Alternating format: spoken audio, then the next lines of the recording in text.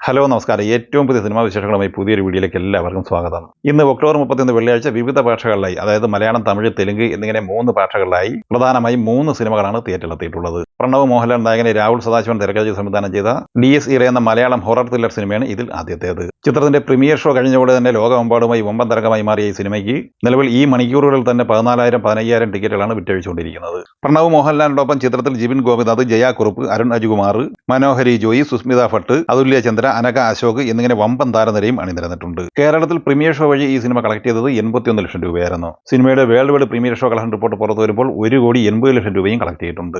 Premiere show collection ഉൾപ്പെടെ ആദ്യ ദിവസം കേരളത്തിൽ പ്രതീക്ഷിക്കുന്നത് 5.5-6 കോടി റേഞ്ചിലാണ്. ലോകമെമ്പാടുമായി ആദ്യ ദിവസം തന്നെ വമ്പൻ തരംഗമായി മുന്നേറിക്കൊണ്ടിരിക്കുന്ന ഈ സിനിമയ്ക്ക് ആദ്യ ദിവസം ലോകമെമ്പാടുമായി 11 കോടിക്ക് മുകളിൽ കളക്ഷൻ ഉറപ്പായിട്ടുണ്ട്. പ്രഭാസ് നായകനായി SS രാജമൗലി സംവിധാനം ചെയ്ത് 2015 തിയേറ്ററിലെത്തിയ തെലുങ്ക് പാൻ ഇന്ത്യൻ സിനിമയാണ് ബാഹുബലി ദി ബിഗിനിങ്. 2017 ചിത്രത്തിന്റെ രണ്ടാം ഭാഗമായ ബാഹുബലി കൺക്ലൂഷനും തിയേറ്ററിലെത്തിയിരുന്നു. ഈ 2 സിനിമകളും വമ്പൻ തരംഗമായി വമ്പൻ ബ്ലോക്ക് ബസ്റ്റർ വിജയമാണ് നേടിയെടുത്തിരുന്നത്. ഈ 2 സിനിമകളെയും സമന്വയിപ്പിച്ചുകൊണ്ട് ബാഹുബലി ദി എപ്പിക് എന്ന പേരിൽ ഈ സിനിമ കേരളത്തിലും ഇന്ത്യയിലും ലോകമെമ്പാടുമായി വീണ്ടും റീ റിലീസായി തിയേറ്ററിലെത്തിയിരിക്കുകയാണ്. 3 മണിക്കൂർ 45 മിനിറ്റ് ദൈർഘ്യമുള്ള ഈ സിനിമയ്ക്ക് മികച്ച തിയേറ്റർ എക്സ്പീരിയൻസോടെ കാണാൻ ആഗ്രഹിക്കുന്നവർക്ക് നല്ലൊരു സുവർണാവസരമാണ് ഇപ്പോൾ കിട്ടിയിരിക്കുന്നത്. സിനിമയുടെ ഇന്ന് വെള്ളിയാഴ്ചയിലെ കേരളത്തിലെ പ്രീസെയിൽ കളക്ഷൻ 15 ലക്ഷം രൂപയായിരുന്നു.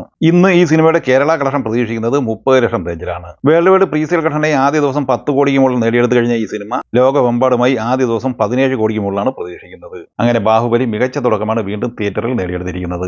തമിഴിൽ നിന്ന് ഇന്ന് പ്രധാനമായിട്ടും തിയേറ്ററിലെത്തിയത് വിഷ്ണു വിശാൽ നായകനാകുന്ന ആര്യൻ എന്ന സിനിമയാണ്. ഈ സിനിമയ്ക്ക് പ്രതീക്ഷിച്ചതുപോലുള്ള ഒരു പോസിറ്റീവ് അഭിപ്രായം നിലവിൽ നേടിയെടുക്കാനായിട്ടില്ല. ആദ്യ പകുതി ഒരു പരിധിവരെ മികച്ച അഭിപ്രായം നേടിയെടുക്കാൻ കഴിഞ്ഞുവെങ്കിലും രണ്ടാം പകുതി വീണുപോയി എന്ന് തന്നെയാണ് പൊതുവെ വിലയിരുത്തപ്പെടുന്നത്.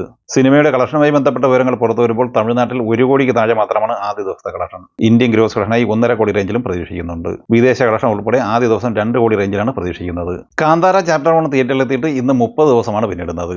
ഇന്നലെ രാത്രിയോടെ ഈ സിനിമ OTT റിലീസ് പൂർത്തിയാക്കിയിരുന്നു. കന്നഡ, മലയാളം, തമിഴ്, തെലുങ്ക് എന്നിങ്ങനെ 4 ഭാഷകളിലായി ആമസോൺ പ്രൈം വഴിയാണ് ഈ സിനിമയുടെ OTT സ്ട്രീമിംഗ് ആരംഭിച്ചത്. ചിത്രത്തിന്റെ ഹിന്ദി പതിപ്പ് നിലവിൽ OTT റിലീസ് ചെയ്തിട്ടില്ല. ഇന്നലെ വ്യാഴാഴ്ച വരെയുള്ള 29 ദിവസം കൊണ്ട് ഈ സിനിമ കേരളത്തിൽ 55 കോടി 20 ലക്ഷം രൂപയും കർണാടകയിൽ 240 കോടി 15 ലക്ഷം രൂപയുമാണ് കളക്ട് ചെയ്തത്. വിദേശ കളക്ഷനായി ഇന്നലെ വരെ ഈ സിനിമ 110 കോടി 40 ലക്ഷം രൂപയാണ് നേടിയെടുത്തിട്ടുള്ളത്. ടോട്ടൽ 827 കോടി 75 ലക്ഷം രൂപയാണ് ഇന്നലെ വരെ ഈ സിനിമ ലോകമെമ്പാടുമായി കളക്ട് ചെയ്തത്. അതേസമയം ചിത്രം OTTയിൽ വന്നെങ്കിലും ഇന്നും ഈ സിനിമയ്ക്ക് 2 കോടിക്ക് മുകളിൽ വേൾഡ് വൈഡ് കളക്ഷൻ പ്രതീക്ഷിക്കുന്നുണ്ട്.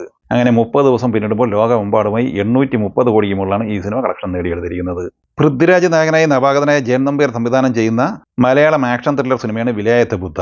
GR ഇന്ദുഗോപന്റെ കഥയെ ആസ്പദമാക്കി GR ഇന്ദുഗോപൻ, രാജേഷ് പിന്നാടൻ എന്നിവരാണ് ഈ സിനിമയ്ക്ക് തിരക്കഥ തയ്യാറാക്കിയിട്ടുള്ളത്. ചിത്രത്തിന്റെ ഛായാഗ്രഹണം നിർവഹിച്ചിരിക്കുന്നത് അരവിന്ദ് എസ് കശ്യപാണ്. ശ്രീജിത്ത് സാരംഗ് എഡിറ്റിംഗ് നിർവഹിക്കുന്നു. സംഗീത സംവിധാനം നിർവഹിച്ചിട്ടുള്ളത് ജേക്സ് ബിജോയിയാണ്. ഈ സിനിമയുടെ റിലീസിംഗുമായി ബന്ധപ്പെട്ട ചില അഭ്യൂഹങ്ങൾ നേരത്തെ വന്നിരുന്നുവെങ്കിലും കൃത്യമായ ഒരു തീയതി നിലവിൽ പ്രഖ്യാപിച്ചിരുന്നില്ല.